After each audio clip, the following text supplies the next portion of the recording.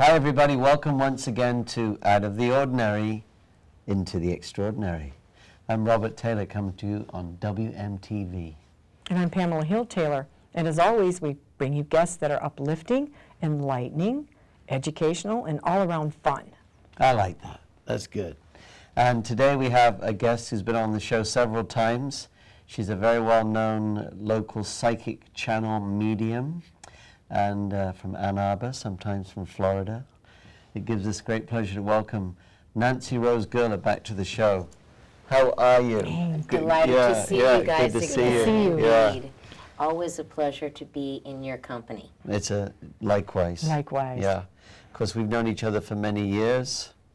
Yes, I think it's coming up on a couple of decades Yeah. now, and blessed ones at that. Yeah. Longtime friends, not Yeah. old friends. True. No, we are eternally youthful. That's right. So, Nanci Rose, do you go by Nanci? I go by Nanci Rose. When I Yes. started doing my spiritual work, I took my middle name, my spiritual name, and am known by Nanci Rose now, Yeah. although a lot of people think it's my last name, or I just get called Rose, and I'm never offended. So tell us a little bit about what you do. This is, I mean, you've been featured in the Ann Arbor News. You're really well known, especially in that area. Well, thank you. Obviously, you were an early influence. When I first started on my spiritual path and journey, I went to many metaphysical festivals where I saw you as a featured speaker and was very impressed, and visited different psychics and intuitives as this world opened up to me over 22 years ago, and found many different styles and ways of intuiting information. And at that time, early on, never believed the psychics that told me I would myself be doing it one day, but also shows the value of a reading. You can't not judge it at the time you're sitting with it. You have to let the timeline unfold and many things transpire and confirm. We have to say you were a college recruiter at the time. Yeah, I was, and I've had many careers prior to this one, but I feel like everything that I've done in my life has prepared me for this. Both personal experiences and a wide variety of professional careers, but it enables me to relate very easily to other people, their circumstances, and jobs. But yes, having been a college recruiter for a number of years and having my office for personal readings located right by University of Michigan's campus, I love to advise students on educational and career choices so that they're doing what's appropriate for them and their value systems, their personality, so that they can be personally and professionally satisfied. How many people do we know that work just for a living and are miserable from the time they clock in and clock out? And, this is not what anybody should be doing, but And that's what you is do most of your life. Yes. There's so many, very sad. And in the times that we're in right now, this background comes in very valuably for people, because so many people have now lost their careers, midlife, at a time when people would be more planning for retirement.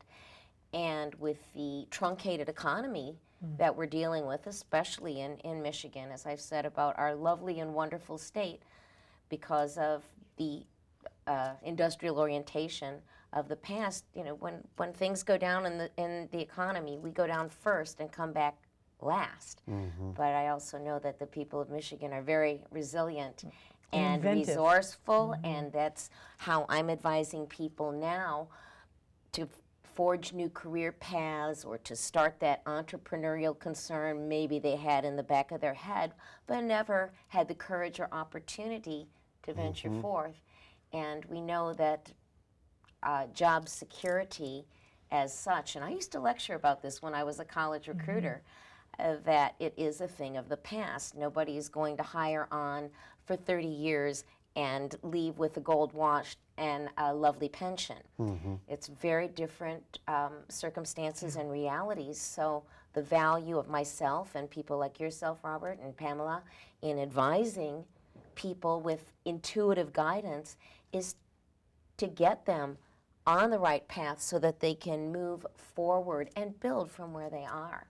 And that's a part and parcel of what I'm dealing with now, because many people, whereas in the past they might have come to psychic readers, etc., looking for more interests like romance, etc., right now, financial concerns That's the number one question. are absolutely at the forefront.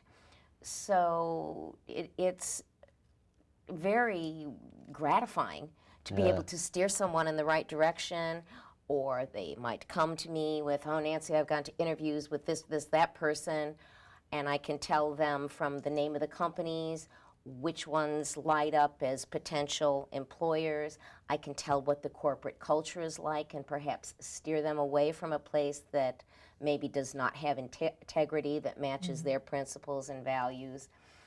And we need to give people wings to fly right now, because many people with many of the different circumstances that have occurred are kind of down and depressed, and they don't have maybe the natural vigor that they would have to pursue. So the value that people like ourselves can have is to give people hope and the light at the end of the tunnel, and to know, there's a new door for you to walk through. There it is. Start your journey. And that, I feel, more than anything with what I do, having had certainly not the easiest life myself, and maybe we'll talk about this a little later about how as professional intuitives, it does not make us immune to life's vicissitudes. We are just as subject to the trials and tribulations, sometimes if not more so, because I was told by my guides when I embarked on my spiritual path back in the late 80s, I was told that I was to go through many experiences first to help other people when they went through them. And I've known for many years that we would be in the sorry economic state that our country is at present. But that doesn't have to be everybody's personal experience. We can all individually rise up and triumph over adversity. And that's what I'm here for, is to hold that beacon, to hold that light, so that people can see a wider horizon of possibility. Because in depressing circumstances that's fed into by the media every day, people begin to shut down and their vision truncates, so they cannot see what really is available. So it's fun to open that inspiration for people, to get them to tap into their own talents and resources, and to use the phrase, yes I can attitude. Wow. Because we all need to adopt that right now. We are the masters of our own fate. And it's hard sometimes, because we want lovely things to just plop into our lap, but that's not usually how it works in this life.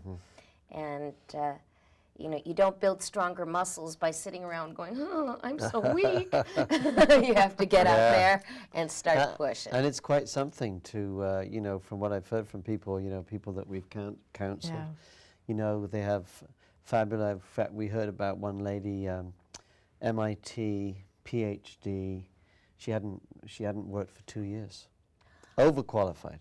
I have heard this from my clients that have lost homes, they've lost everything. They sold everything they had of value to sell to try to keep that mortgage paid, and then finally that fell.